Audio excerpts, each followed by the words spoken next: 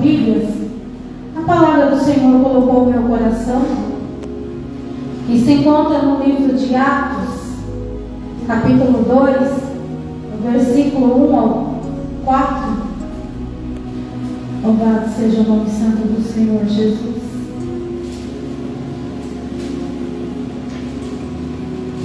Que diz assim: a descida do Espírito Santo. Cumprindo-se o dia de Pentecostes, estavam todos reunidos no mesmo lugar. E de repente veio do céu um som, como um vento veemente e impetuoso, e encheu toda a casa em que estavam assentados. E foram vistas por eles línguas repartidas como que de fogo, as quais pousaram sobre cada um deles.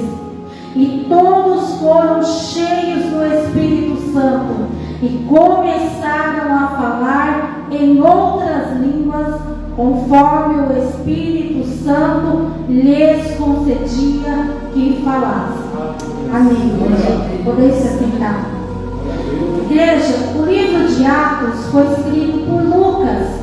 Lucas era um médico, e no livro de Colossenses, capítulo 4, versículo 14, Paulo vai nos dizer assim: Lucas, o médico amado e meu companheiro. Lucas, provavelmente, ele saiu da Grécia ou de Roma, e ele partiu para Jerusalém. Ele se tornou um historiador para ele contar e escrever os relatos que haviam acontecido com Jesus. Lucas, ele era um gentil e não judeu, ele era de origem grega e ele era de cultura helenística. O livro de Atos ele foi escrito por volta do ano de 62 a 69 depois de Cristo. E os biblistas e os exegesistas, eles não entraram em acordo qual foi a data exata em que eles foram escritos. Lucas também escreveu 2 tratados a Timóteo, livro de Atos, capítulo 1, versículo 1. No primeiro tratado, ele vai escrever contando desde o nascimento de Jesus, os seus ensinamentos até a ascensão. O segundo tratado, que é a continuação do primeiro, ele está dizendo: se você ler o Evangelho de Lucas, leia também o de Atos dos Apóstolos, que é uma continuação e é bastante interessante. Ele vai falar da ascensão, ele vai falar da promessa e ele vai falar da descida do Espírito Santo de Deus. E eu falei: Senhor Jesus, eu te louvo, porque no decorrer desse culto a gente foi vendo Deus confirmando a palavra. Eu falei: Senhor, muito obrigada. Porque quando o pastor falou domingo que era para trazer a mensagem, já domingo eu já comecei a buscar o Senhor. Igreja do Senhor, eu tenho muito temor em fazer as coisas do Senhor. Eu tenho muito temor de falar a palavra do Senhor, porque é uma responsabilidade muito grande. E eu comecei a buscar. E quando o Senhor colocou essa palavra de Atos 2 no meu coração, eu falei: Senhor, é uma palavra no sentido que o Senhor está me trazendo forte. Mas o Senhor falou: fala, porque a minha igreja precisa ouvir. E no decorrer deste culto, o Senhor foi confirmando. Igreja, depois que Jesus ressuscitou, ele ficou 40 dias na terra. Ele trouxe ensinamentos fundamentais. Ele trouxe ensinamentos fundamentais para os discípulos, fortaleceu a fé dos discípulos e fortaleceu a missão que eles tinham que concluir e que não seria nada fácil. Agora Jesus ele vai precisar subir aos céus e ele vai dizer: antes de subir eu vou fazer uma promessa e eu vou deixar uma ordem. Jesus precisava subir para que o Espírito Santo de Deus descesse. Jesus não poderia estar à terra e o Espírito Santo descer, mas Jesus precisava subir para que ele descesse. E Jesus vai dizer assim para eles: olha, ficai em Jerusalém, até que do alto sejais revestidos de todo o poder de Deus. Evangelho de Lucas, capítulo 24, versículo 49. Ele vai dizer também: olha, batizados com água por João Batista, mas agora vocês serão batizados pelo Espírito Santo de Deus, e vocês se tornarão as minhas testemunhas em Jerusalém, Samaria e por todas as nações. Igreja do Senhor, o Senhor nos fez uma promessa que nós seremos cheios do poder, que nós seremos batizados com o Espírito Santo, e o Espírito Santo de Deus já está em nossos meios. Igreja do Senhor, Ele nos fez uma promessa que nós seríamos testemunhas dele. Nós somos testemunhas vivas do Senhor Jesus nessa terra. E o Senhor nos faz uma pergunta: como está sendo o teu testemunho diante do meu nome? Como que as pessoas estão te olhando, estão enxergando eu em você? O Senhor disse: como está a tua vida? Porque nós somos testemunhas para levar o Evangelho dele. Nós temos essa missão.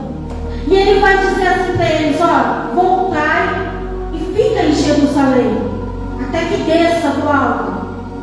Os discípulos, eles vão partir e eles vão para o cenáculo, vão entrar e vão subir para a parte de cima. Mas o interessante aqui é que nós vamos ver que eram 120 pessoas. Mas quando Jesus fez a promessa, era para 500 pessoas. Cadê as 380 pessoas que não estavam ali? Mas eu tenho uma resposta numérica. Uns vão dizer que alguns voltaram porque estavam com medo. Porque quando Jesus morreu, eles eram procurados e eles queriam prender, matar. Eles tinham medo que matasse a família ou que matasse eles. Então eles voltaram. Igreja do Senhor, que mais tem confrontado nos últimos dias o ser humano é a palavra medo. O medo tem nos paralisado de avançar. O medo tem nos paralisado de prosseguir avante. O medo impediu essas pessoas de viver o sobrenatural. Mas se tiver alguém aqui nesta noite que se encontra com medo de alguma coisa, o medo tem te paralisado de tomar uma decisão certeira, o medo tem te impedido de caminhar, o medo tem te impedido de avançar, o Senhor Jesus está dizendo que Ele vai lançar por terra e você vai prosseguir para a glória de Deus. Glória a Deus. Glória a Deus. Outros voltaram por questão própria. Simplesmente eu decidi voltar e não prosseguir. Talvez eu não sei quanto tempo isso vai levar. Pode demorar, pode ser rápido, mas voltar. Quantos cristãos começaram com a gente na nossa caminhada? Quantos cristãos pararam e voltaram para trás? Talvez quantas pessoas vinham com você para a igreja, era seu companheiro, e hoje você olha para a cadeira do lado. Cadê ele? Quantas pessoas desistindo por pouca coisa? Quantas pessoas recuando e voltando para trás por tão pouco? Por covardia. Mas louvado seja Deus, que nesta noite tem um povo temente a Deus, corajoso, valoroso, e que a promessa se estende, que nós seríamos cheios do Espírito Santo de Deus e poder, e seríamos testemunhas e estamos aqui nesta noite. Eles vão estar reunidos buscando em oração. Eles não sabem quanto tempo vai demorar. Ali tem um povo reunido comemorando o Pentecoste, que é a festa da colheita. Eles estão comemorando e agradecendo ao Senhor pela chuva, pela terra, pela semente, por toda aquela colheita boa. Mas o Espírito Santo de Deus, Ele não vai escolher por acaso o dia de Pentecostes para inaugurar a igreja, porque a igreja do Senhor começou no Calvário. Jesus morreu para que a igreja fosse fundada, mas é ali no dia de Pentecostes que a igreja vai ser inaugurada. Ali eles estão agradecendo por uma grande colheita da terra, mas ali vai haver uma grande colheita de almas. 3.000 almas vão se render ao Senhor. Uma igreja que começou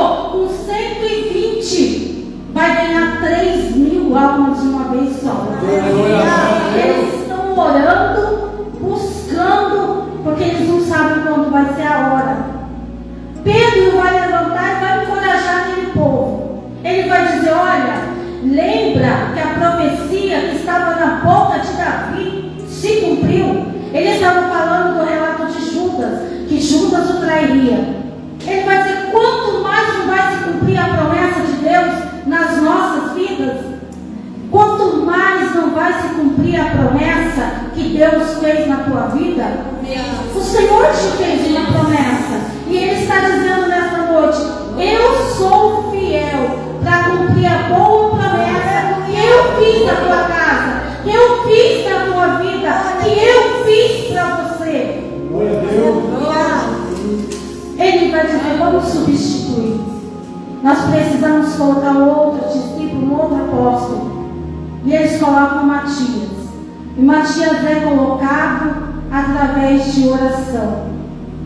Igreja do Senhor, não tem como a gente prosseguir avante se a gente não colocar a nossa vida no altar e o nosso joelho no chão. A gente precisa estar em constante oração o tempo todo, porque o inimigo está aí fora tentando tragar quem der uma brecha. A nossa vida tem que ser constante no altar do Senhor. Assim como eles estavam buscando em oração. Quando o Senhor fez uma promessa, eles não ficaram parados, eles não ficaram sentados, eles não ficaram olhando para a cara do outro, mas eles resolveram buscar, orar. Eles começaram a consagrar a sua vida para que eles pudessem receber a promessa do Senhor. E na nossa vida não é diferente. Sem uma vida diária de oração, nós não vamos conseguir. Sem a nossa porção diária da palavra, nós não vamos conseguir. Mas muitas das vezes a gente escuta: eu não tenho tempo para orar. Olha quando você estiver caminhando para o seu serviço, olha quando você estiver voltando, olha no seu tanque lavando a sua roupa, olha na sua pia lavando a sua roupa, olha no seu fogão fazendo a sua comida, olha na caminhada de levar o filho a buscar na escola, mas olhe ao Senhor. Não tem como receber poder do alto se nós não formos revestidos de oração. É somente com a oração. E o engraçado é que Pentecostes significa 50, 50 dias depois da Páscoa. Jesus andou por 40, agora eles estão comemorando. Era questão de 10 dias somente que eles precisavam buscar. Se aqueles 380 tivessem ficado, era 10 dias só que eles iam buscar. Eles perderam por muito pouco a bênção e viveram o sobrenatural de Deus. Quantos hoje estão perdendo a bênção do Senhor por tão pouco? Por desistir, por ser fraco, por não ter uma vida contínua de oração. Mas a palavra de Deus disse que o de repente do Senhor aconteceu. O de repente de Deus chegou. O de repente de Deus pegou eles de surpresa, mas não despreparados, porque eles estavam orando e buscando. O de repente de Deus entrou, porque Lucas vai relatar que eles estavam sentados. Geralmente os judeus ou eles oram de pé ou eles oram ajoelhados. Se eles estavam sentados, creio eu que eles estavam se alimentando. Quando do céu desceu um barulho de um vento impetuoso que invadiu todo o ambiente. E a palavra de Deus diz que todos foram cheios. Primeiro os discípulos e depois os que estavam ali foram cheios do poder de Deus, batizados e começaram a falar em outras línguas como línguas de fogo. E eu acredito que esse som foi como um estrondo, que aquele povo que ouviu correu curioso para ver o que estava acontecendo ali no cenáculo. E quando eles chegaram, eles ficaram admirados quando eles viram eles falando na sua própria língua. Uns falavam: eles devem estar embriagados. Outros falavam: não tem como, porque ainda é cedo a hora do dia. Eles estavam cheios. E quando Deus permitiu que eles falassem na própria língua, era para que aquele povo que estava ali entendesse o que eles estavam falando do poder de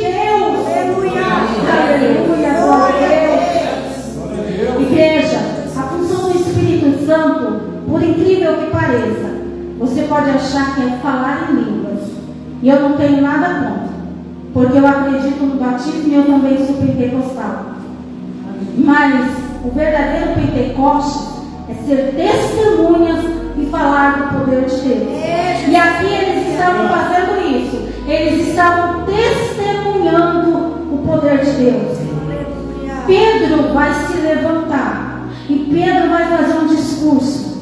Aquele Pedro que negou Jesus antes que o galo cantasse por 3 vezes. Aquele Pedro que ele teve medo. E o medo fez ele acuar. E o medo fez ele voltar para a praia e voltar a pescar. Sendo que o Senhor tinha dito para ele: Pedro, você será um pescador de almas. Ele voltou a pescar peixe. É aquele Pedro que quando Jesus ressuscitou, ele foi lá buscar ele. E ele disse: Pedro, tu me amas? E ele disse: sim, Senhor, eu te amo. Ele disse: apacenta o meu rebanho. Pedro, tu me amas? E ele disse: sim, Senhor, eu te amo. E ele disse: apacenta o meu rebanho. E ele disse: Pedro, tu me amas? E ele disse: sim, Senhor, eu te amo. Então Pedro entendeu o que o Senhor estava falando. E ele disse: sim, Senhor. Ele estava dizendo: eu não vou falhar, eu não vou correr, eu não vou ter medo, mas dessa vez eu vou cumprir a minha missão e eu vou até o fim. Aconteça o que acontecer. E nós vamos ver que Pedro morreu crucificado de cabeça para baixo, mas não negou. Ele cumpriu. Agora Pedro está ali, cheio de autoridade, pregando. E qual é a oração de Pedro? Quando todos perguntaram, a oração de Pedro era a seguinte: lembra daquele Jesus que vocês o condenaram? Lembra daquele Jesus que vocês o crucificaram? Lembra que vocês viram prodígios, maravilhas, milagres acontecer? É desse Jesus que eu estou falando. Mas ele ressuscitou e vivo ele está, e vivo no meio de nós ele está hoje, para a glória de Deus. E eles vão dizer o que nós precisamos fazer. E ele vai dizer: vocês só precisam se arrepender. Igreja do Senhor sem arrependimento não tem como andar com Jesus. Sem renunciar não tem como andar com Jesus. Porque a cruz é renúncia, e é renúncia diária. Nós temos que morrer todos os dias para o nosso velho eu. Mas não é fácil. Todos os dias. Tem dia que a gente tem vontade de sumir, tem dia que a gente tem vontade de correr, tem dia que a gente tem vontade de chorar, tem um desesperado. Mas é onde a gente tem que olhar e falar: mas a promessa está sobre mim. A promessa de Deus está sobre mim. Temos que renunciar a nossa carne, o nosso desejo. Igreja do Senhor, quantas pessoas hoje em dia estão vivendo frustradas dentro de relacionamentos porque não conseguem renunciar ao erro, renunciar ao pecado. O Senhor está dizendo: renuncia. Nós temos que renunciar, morrer todo dia e nascer todo dia. Era esse o evangelho que ele estava pregando. O mesmo evangelho, lembra de João Batista? Qual era o discurso de João Batista? Arrependei-vos, raça de víboras. E o interessante é que você vai ver na palavra de Deus que as pessoas não davam para ouvir. Era um evangelho duro, mas era um evangelho que funcionava. E hoje o evangelho não está funcionando. Por que será? A gente tem visto um evangelho fraco, pessoas doentes. Porque hoje você pode tudo. Vem como está, fica do jeito que está e vai levando e vai tocando o barco. Não, igreja do Senhor. Não temos como a gente almejar o céu se não tiver renúncia, se não tiver cruz, não. A gente até vem como está, mas a gente não permanece como está. Porque nós temos que entrar pela palavra. A palavra é única, que ela liberta o pecador e convence ele dos seus pecados. É a palavra de Deus. Nós precisamos pegar esse evangelho sólido, firme, que ele machuca, mas ele cura, mas ele salva, mas ele sara. Esse evangelho que nós precisamos pregar nos dias de hoje é um evangelho cristocêntrico. Temos que valer a pena, como disse o nosso irmão. Como que só Deus te ama, Jesus é fiel, é pouco? De diante dele que morreu na cruz do Calvário, sofreu e padeceu para que hoje eu e você estivessem aqui. O Evangelho tem que ser pregado, irmãos, dentro de tempo e fora de tempo. Como a quem doer, mas ele tem que ser falado. E nós somos essas testemunhas. Isso que significa o verdadeiro Pentecoste. Testemunhar da grandeza de Deus, testemunhar das suas maravilhas, testemunhar do seu poder, para que a gente possa se conscientizar dos nossos erros diários, renunciar diário, entrar no nosso quarto, chorar e incomodar até ouvir a voz do Senhor Jesus. Muitas das vezes nós vamos ser chamados de fanáticos, muitas das vezes nós vamos ser chamados de loucos, mas a realidade, irmãos, que aquele que quer realmente ser um discípulo de Jesus, ele tem que entrar pela palavra. E se nós não conhecemos as Escrituras, não tem como a gente almejar o céu. O que adianta você ser cheio do Espírito, mas vazio e não saber cuidar das almas que o Senhor coloca nas tuas mãos? Nós temos que ter aquele cuidado de ser cheios do Espírito Santo, porque o coração humano, ele não aceita ser neutro. Se ele não for ocupado por coisas boas, o ser humano vai querer ocupar ele de coisas ruins. Vou abrir um parênteses e contar um testemunho rápido. Vi uma mensagem no meu WhatsApp essa semana. Pastora do céu, me socorre. Eu preciso de ajuda dos céus. Eu falei para minha família, eu vou me registrar porque eu preciso atender. Eu só estou pedindo socorro de Deus. E a pessoa no desespero do outro lado do telefone, ela chorava, de soluçar, e você sentia a aflição daquela alma e o desespero daquela pessoa. E ela dizia, eu me sinto vazia, eu só penso em me matar, eu só quero morrer. Eu estou muito vazia. Para mim tudo perdeu o sentido. E eu falei, Senhor, se está vazio, vamos encher. É para isso que o Senhor nos chamou, para a gente falar o amor de Deus. E eu comecei a falar de Jesus. E uma certa hora, eu fui notando que ela foi acalmando, que ela foi parando de chorar, a voz foi ficando firme, e de repente eu senti ela sorrindo no telefone. Foi a pastora que encheu? Não. Foi o Espírito Santo de Deus que encheu aquele coração que estava vazio. Porque as pessoas hoje em dia estão procurando preencher, talvez um vício, numa bebida, algo passageiro, algo que ele se enche, mas depois daquilo traz uma frustração enorme. Mas quando nós nos enchemos da palavra e do poder de Deus, o mundo pode estar acabando, o vento pode estar soprando, mas a gente deita e dorme sob do justo, porque a gente está em paz, porque nós estamos cheios do Senhor Jesus. Não estamos dizendo que somos perfeitos, somos falhos, somos pecadores, sujeitos a cair. Mas quando nós temos o Senhor e a confiança em quem nós servimos, pode acontecer o que acontecer, irmãos. A gente com o joelho no chão, a gente vence. E a gente começa a ver as coisas acontecer.